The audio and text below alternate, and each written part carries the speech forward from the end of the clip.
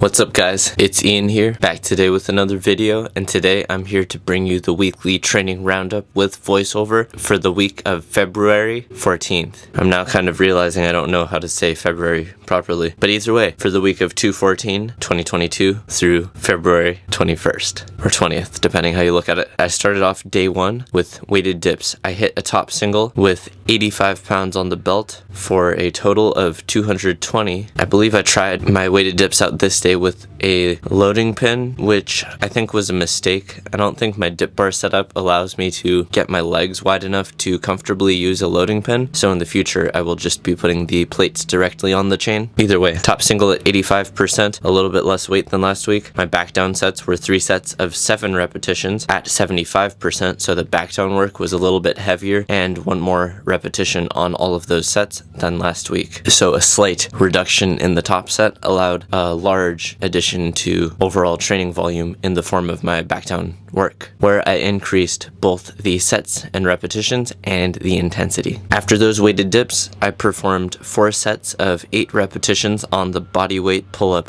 These went pretty good, just body weight. For point of reference, a bodyweight pull-up is roughly 70% of my estimated 1 repetition max on overhand grip pull-ups. After those pull-ups, I moved on to my steady state cycles. I took care of my advanced tuck front levers in 3 sets of 20 seconds each for a total of 1 minute. The actual time on the timer was about 1 minute and 15 or 20 seconds by the end of this, but I am allowing roughly 5 or 6 seconds of time on either end of the clock to get up and get back down. So what that means is it might take me 2.5 seconds to get onto the bar after starting the stopwatch, and it might take me about 2.5 seconds to get off the bar. So in total, I'm adding about 5 seconds per set to the timer count to ensure that I'm achieving the appropriate target times. After the advanced tuck front lever steady state cycles, I moved on to my tuck planche steady state cycles. I took care of these in 3 sets, although I feel like my rate of perceived exertion on the tuck planche when I perform the 1 minute steady state cycle over 3 sets is higher than it is in the advanced tuck front lever. When I performed the tuck planche over the course of 3 sets, I believe that these sets were about 20 seconds each. They may have been 25, 20, 15 or something like that, but either way, they do feel much harder set for set and second for second than the advanced tuck front levers do, so perhaps I will aim to perform these tuck planche steady state cycles over the course of 1 minute in 4 sets instead of 3 sets. After those tuck planches, I moved on to dumbbell curls. Instead of performing my dumbbell curls and lateral raises in a superset fashion, I performed all my repetitions of dumbbell curls, but I would perform 1 set on the right arm, 1 set on the left arm, rest a little, and then go back to the right arm, back to the left arm, rest a little, and I would repeat until I had finished all 4 sets. I think this was preferable to supersetting my single arm dumbbell curls to single arm delt raises. That was just a bit convoluted, a lot of stuff, and maybe I could argue that my systemic rest was low, but my local rest at the level of the bicep may have even been excessive. So maybe I was resting too long in the fashion of how I performed this exercise in the week of February 1st. I think this is the favorite way that I've stumbled upon so far. After performing those 4 sets of dumbbell curls, right arm, left arm style, I moved on to 4 sets of lateral delt raises. The first set I performed right arm, left arm style, but then after that I realized that I had a pair of lighter dumbbells, just some 12-pound dumbbells here, pretty light, so I did these for high repetitions, I believe sets of 12 to 20, maybe 15. I find lateral raises a lot easier to do 2 hands at a time because you're not worrying about balancing while holding a weight out to the side. Holding a weight out to the side makes it a lot harder to balance, whereas when you're doing just curls, there's not as big of a stabilization component, but when you're trying to do 1-arm lateral raises, you have to lean a lot to counterbalance that weight, and it can affect the way the exercise feels because now you're concentrating on other things. I think in the future I will aim to perform my lateral raises 2 hands at a time if possible, and if I want to get heavier dumbbells, I might just have to purchase an additional adjustable dumbbell, but regardless what solution I go with, I will try to figure that out. After my 4 sets of lateral delt raises, I moved on to band tricep pushdowns to band face pull supersets. As far as band exercises, this is still a fine superset. I'm sure that if I was using the heaviest possible band for the tricep pushdowns and for the face pulls, I wouldn't be able to superset these so easily, but with the band I've selected, I feel like these exercises are in here maybe to drive a bit of progress, but more just to prevent deconditioning of the muscles involved, and I'm getting the majority of my strenuous tricep training in through things like the weighted dip, weighted push-up, cable tricep pushdowns that come on day 2, and a few other bodyweight exercises that tend to be pretty hard on the tricep. These band pushdowns, I think they're good for general elbow health, just stimulating some blood flow through that area. Just a little bit of extra volume, not particularly close to failure. Maybe you could argue that these are not effective reps, but I do feel like it does prevent detraining, and there are some other benefits just due to the increased blood flow, and maybe it stresses the connective tissues of the elbow in a slightly different way than the other exercises that I mentioned do. So the band tricep pushdown, a bit of a unique exercise. Even if it's not providing immense strength or hypertrophy benefit, it does do some things that some of those other more traditional exercises, the dip, push-up, tricep pushdown on cable, that some of those other traditional exercises maybe don't do in the same way. Band face pulls, these are also fine. I might start adding in some cable face pulls in the next cycle now that I've pulled out this cable pulley and I'm using it regularly now, but that remains to be seen. For now, I do like the band face pulls. I feel like the band face pull achieves a greater percentage of the best possible effect than the cable face pull, and honestly, based on the resistance curves involved, the band face pull may even be a superior exercise to the cable face pull. That's definitely an arguable point. I say it may be superior. It's not definite, but because you do have the peak band tension in the finished position and in the finished position of the face pull, that's where the rear delt is also the most contracted that it will be in this exercise. You could argue that it may be more contracted in some other single arm variation of the exercise because you can really get that muscle maximally shortened. But either way, I feel like the resistance curve generated by bands matches up with the range of motion in the face pull pretty well. That brings us to the end of day 1, and I will talk to you on day 2. What's up, guys? Now I'm bringing you day 2 of the weekly training roundup for the week of February 14th. I apologize, I didn't get the footage for all the exercises I performed this day, but I will show you what footage I do have and just tell you what I did. I started out this workout with a top single of weighted chin-ups at 90% of my 1 repetition max. That ended up being a total of 210 pounds or 70 pounds on the belt. After that, I performed my 3 sets of 6 repetitions of back down work at 75% of my 1 rep max, which ended up just being 35 pounds on the belt. I didn't get a chance to record either of these because I was training in a gym. After those weighted chin-ups, I moved on to weighted push-ups, just 4 sets of 8 repetitions with 45 pounds on. When you have somebody to put the plate on or off your back, this exercise is drastically easier. I felt like I could have been doing sets of 12, honestly. Although when I am training by myself, I think my weight selection is fine on this exercise. I just feel like the rate of perceived exertion changes drastically because putting that plate on and off your back is one of the more taxing part of the exercises, especially if you're not just sloughing it off to the side and dumping the plate on the floor after you finish. I do feel like putting the plate on and taking it off of your back is one of the more taxing parts of this exercise. After those weighted push-ups, I performed my advanced tuck front lever steady state cycle holds, 3 sets of 20 seconds. This was not recorded, but they felt pretty good today. I did not get a chance to perform my tuck planche holds. Instead of the loading pin curls, I did perform some cable curls. I performed some cable tricep pushdowns, and that was all I got through. So I missed out a bit of stuff this day. I failed to perform my steady state cycles for the tuck planche. I did most of the rest of the workout, but I was unable to record some of the exercises due to going to a gym. It was a personal decision of mine to go to a gym. A friend asked me to go. I could have said no, but I said yes. So I have to accept responsibility for my actions. I think in the future, I just need to hold myself accountable and realize the right time to hang out with friends and realize when work has to be done. To me, fitness is kind of my job, so it's a bit of a disappointment when I go out of my way to try to involve other people in my exercise routine and it ends up hurting my own exercise routine because at the end of the day, you're in charge of your own life. I mean, unless you're not, there's certain things that are outside of your control, but this is definitely something that was within my control and I let it happen. I let the circumstances here mess up my workout. And what more can I say? I will probably make a standalone video on accountability and other things related to this topic because I feel like it is really important. Either way, that's the end of day 2 for the weekly training roundup, and I will talk to you about day 3. What's up, guys? It's Ian here, back with day 3. This week, day 1 fell on a Tuesday, day 2 fell on a Thursday, and day 3 should have fallen on a Saturday, but what happened happened was that my friend convinced me to train legs on Friday, and I did actually go to a gym and I performed some leg exercises. I'm not exactly sure what it was. I had strained my left side of my neck somewhat earlier in the week. It might have been due to sleeping or just something else entirely. But in any event, by day 3, the left side of my neck was hurting a bit. And I'm talking about day 3 Saturday, not day 3 Friday, when I was doing a leg workout. On Friday's leg workout, nothing bad happened during the workout because I was very conservative when I did it. What I will say is that the Friday workout did add some amount of fatigue, and it may have impaired my overall recovery just because it's something that I wasn't used to. I haven't really been training in a gym so much unless a friend asks me to go. I won't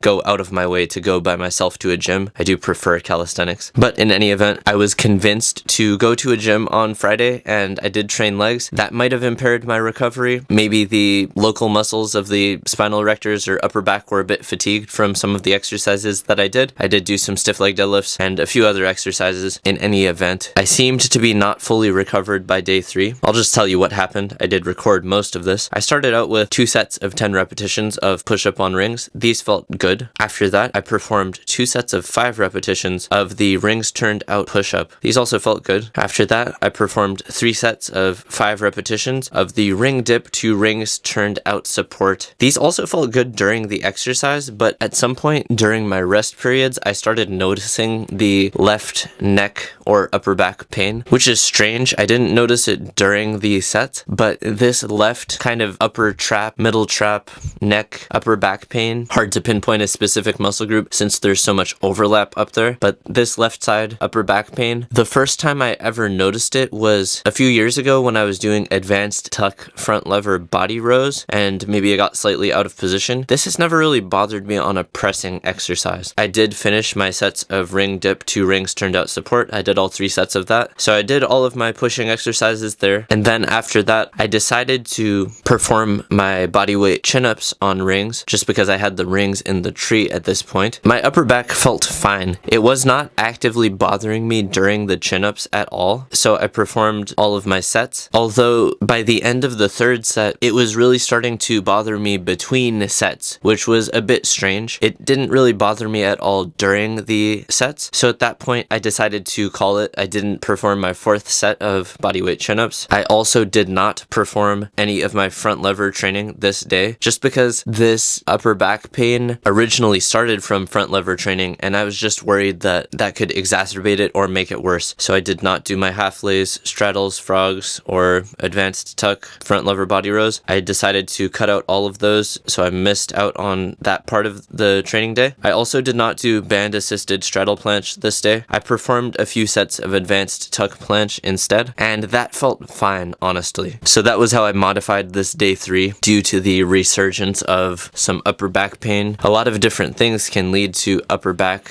tension or pain. Could also just be life stress. I don't want to jump to too many conclusions there, but things don't always go as planned. It wasn't great, but I did what I could. I've been a bit behind on my editing, so you're probably going to see the week of February 7th and February 14th come out pretty close together. Hopefully you enjoyed this. Maybe you found some of my thoughts useful on just how I try to conceptualize things when things don't go according to plan, and how to still make the most of it, kind of form a contingency plan there. Do what you can, even if you can't do everything, do some of it, and just think about what can you do and what might be safer to not do. There are even times where maybe you don't feel great and you do get through everything, and maybe you even feel great once you get through everything, and those are obviously good times, right? But I just compared this to some past information that I have. I just decided not to push it. So I might take the week of February 21st as a deload week and then just restart this plan on the week of February 28th. Because of the lingering upper back pain, I don't think it's really responsible for me to just jump feet first into the next week of training. I will take this as a deload and try to manage the symptoms, perform some exercises still in a sustainable fashion, try to generate some amount of recovery in this area, and hopefully I'll be back in the following week. I think this plan is a good plan. I don't think I'd even change anything about the plan. I think the issues that I ran into were largely within my control, and it doesn't matter how good your plan is if you don't stick to it. So your plan could be good on paper, but if your life stress increases to a point that it was not at when you originally designed the plan, if you end up just not following the plan for any reason, then it doesn't matter how well thought out your plan was. And that's basically what happened to me this week. I let some other things get in the way of how my training should have been, and I paid the price. But overall, don't worry about me. I'm fine. I don't have any drastic injuries or anything. It's just some nagging stuff that's bothering me. But going forward, I will not let people distract me from my workouts. I need to hold myself accountable. I will make a standalone video on that, about intentions, about how everyone will claim that they have your best outcomes in mind, but in reality, most people just aren't willing to admit that they're putting themselves first, because that sounds bad, but in reality, you should put yourself first, because at the end of the day, when everything is said and done, you will be by yourself. At some point, maybe not forever, but at large points of your life, you will be by yourself, and if you're messing up your life just to cater to others' desires, you should ask yourself why you're doing it. I'm not saying that it's never right, but you should at least be aware of why you're doing it, the pros and cons, what the end result might be, because you could end up worse off and not even helping other people that much, or you could make a slight sacrifice and help other people a lot. And yeah, there's a gradation of circumstances that may justify self-sacrifice, and there's also a series of circumstances where it might just be a complete waste and you can mess up your own life just to try to please others and end up not even doing a very good job at pleasing others and messing up your own life in the process. So just weigh out each scenario and try to make the best decisions you can with the information that you have. Hopefully you found this useful. A lot of this end stuff was not about fitness even, but this was the weekly training roundup for the week of February 14th. And as always, thank you for watching. Drop a comment down below, like, subscribe if you haven't. Comment down below what you'd like to see in the next video. And until next time, don't let anybody stop your gains.